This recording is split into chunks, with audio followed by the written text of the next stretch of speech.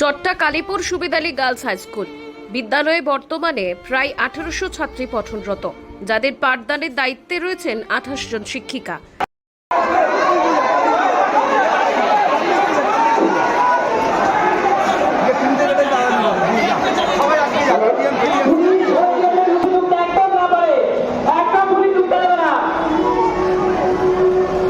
তবে সম্প্রতি সুপ্রিম কোর্টের রায়ের ফলে 26,000 শিক্ষক শিক্ষিকার চাকরি বাতিল হয়েছে।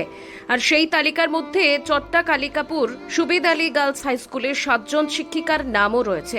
যদিও নেতাজি ইন্ডোর স্টেডিয়ামে মুখ্যমন্ত্রীর আশ্বাস কিছুটা স্বস্তি এনে দিয়েছে, তবুও এখনো পর্যন্ত সরকারিভাবে কোনো লিখিত নির্দেশ স্কুলে পৌঁছয়নি।